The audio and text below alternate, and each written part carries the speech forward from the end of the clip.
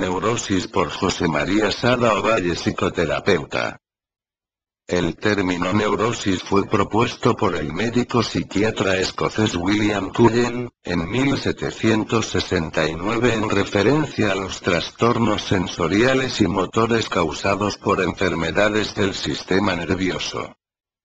He de resaltar que la concepción del término original refiere a los trastornos sensoriales y motores, en cuyo caso tenemos los sistemas táctil, auditivo, visual y motor como disruptores de la conciencia en forma primaria en la percepción de la identidad del neurótico. Es decir, lo que está fallando es la forma primaria en que el sujeto percibe la realidad material y por ende su traducción a lo mental.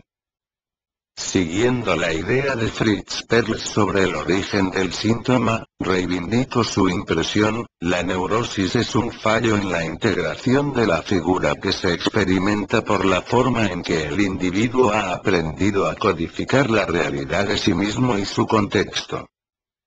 Para Bandler y Grinder, creadores de la programación neurolingüística, el mundo tal cual lo construimos se forma por secuencias de estímulos sensoriales. Estas secuencias quedan almacenadas en la corteza creando redes de conexión interhemisférica, a manera de códigos de acceso y de proceso de la realidad, construyendo la identidad del sujeto. Ellos describen este código a partir de tres tipos de estímulos principales: estímulos auditivos, estímulos visuales y estímulos kinestésicos, incluyendo estos últimos los táctiles y los motores. Estos estímulos tienen que ver con la memoria de episodios de realidad, y son diferentes para cada evento que podemos recordar. De ahí lo complicado de realizar el trabajo en PNL, pues implica que el terapeuta es un decodificador de estas secuencias. Para los conductistas, la realidad se produce por cadenas significativas de estímulos sensoriales asociados y concatenados entre sí, cadenas largas y cortas. Algunas de estas, han descubierto, tienen más de 20 asociaciones antes de llegar al estímulo real. Un estímulo real en su impresión está siempre asociado, condicionado a otro estímulo, y así sucesivamente. En raras ocasiones se percibe el estímulo original. Por ejemplo, cuando se presenta la imagen de un árbol, lo que vemos es un árbol en la construcción semántica que hemos hecho de él, un árbol de tal o cual especie. Si es que hemos memorizado dicha información, lo vemos grande o pequeño, es decir, le atribuimos una serie de códigos palabra que permiten su aprehensión a la conciencia. En ese mismo sentido, si en un texto literario nos enfrentamos a la palabra, esta palabra nos evoca una imagen que no necesariamente está presente en la realidad de nuestros sentidos. Por esto es que es posible la neurosis. El neurótico platica su recuerdo y vive en él a través de las palabras que quedaron condicionadas a ese recuerdo, identifica sensaciones que, sin ser todo el evento de su experiencia, fueron parte de esa experiencia. En el proceso normal de pensamiento y cognición quedan estos estímulos mediatizados por el lenguaje que les describe y el aprendizaje que ha quedado memorizado por condicionamiento. Pero esto es muy semejante a lo que hace el neurótico, pues él aprendió a describir con un código muy particular su experiencia y trata de evitarla nuevamente. Me permito la analogía, aunque fuera de orden, en la que todos hemos enfrentado a algún perro que sale huyendo cuando le alzamos la mano a pesar de que no tengamos objeto alguno que lanzarle. Pero en la neurosis todo esto no parece ser diferente. El neurótico no solo reacciona con premura, sino que también trata de evitar el futuro que imagina, es decir, no solo reacciona a esos estímulos reales previos, sino que también reacciona a su fantasía de que ocurrirá nuevamente el evento que le lastimó en el pasado, en el que perdió el control de su experiencia consciente, de su cuerpo y de su voluntad. En la neurosis la realidad para el neurótico no coincide con lo que el resto de la población dice que se percibe en cierto estímulo sensorial. El neurótico no habla el mismo mundo de quienes le rodean, para él las palabras con las que construimos la realidad consensual y pragmática tienen otra significación. El neurótico nombra otra cosa que no es el significado social, él nombra su recuerdo o su trauma, él nombra su fantasía o interpretación del mundo en el supuesto al igual que el resto de las personas normales que, es entendido, y que cuando habla a los demás saben a qué se refiere. Esto comúnmente le lleva a pensar que tiene la razón y que la mejor ruta para enfrentar la realidad es la ruta que él no logró resolver vista en los demás y no en él, así se libera de la angustia, es como si en su fuero interno estuviera afirmando constantemente, mira lo que me hicieron, ahora yo te haré sentir lo mismo para que me entiendas.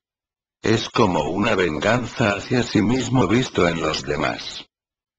El neurótico afirma percibir algo que no ven los demás, afirma escuchar algo que no escuchan los demás, sentir algo que los demás no sienten en las mismas circunstancias.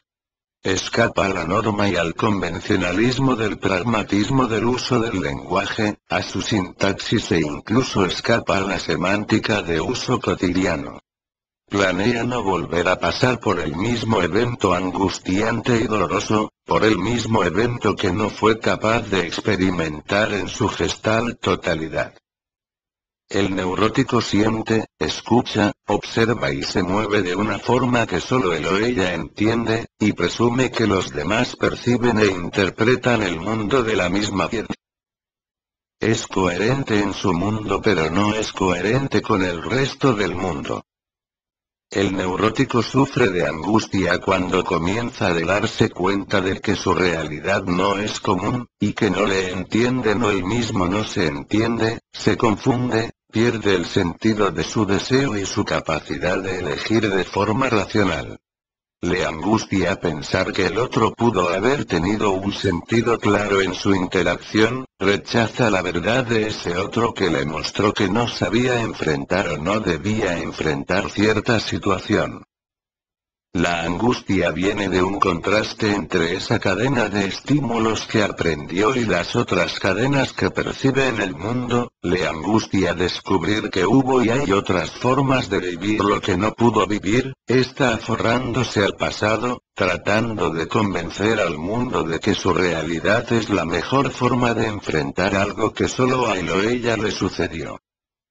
Yendo al pasado, ciertamente el término neurosis en su acuñación obedece a un mito de la época, significa nervios hinchados, como sabemos en la actualidad al neurótico no se le hinchan literalmente los nervios, aunque me permito mantener el término en el convencionalismo que discurre en el habla de la cultura. Una de las estrategias que utilizan los que portan el poder es utilizar un lenguaje técnico inalcanzable, distante a la posibilidad de acercarse al diálogo entre dos personas. Esto es lo que hace el neurótico en cierto sentido, utiliza un lenguaje técnico especializado, el lenguaje con el que disfraza su trastorno, este lenguaje solo pareciera ser comprensible cuando quien se comunica con él adopta el mismo tipo de discurso que él. Pero, ¿qué es entonces lo que percibe el neurótico?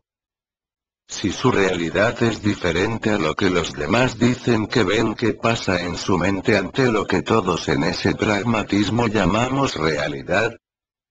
Al neurótico pareciera gustarle cambiar las palabras de referencia habitual, y nombrar las cosas de otra forma, le gusta, como dirían en lo popular, tener al toro por los cuernos, pero, esta supuesta razón, no se refiere a un proceso lógico racional, sino a la arbitrariedad que a vista de los muchos hace su psique con el significado referencial de las palabras.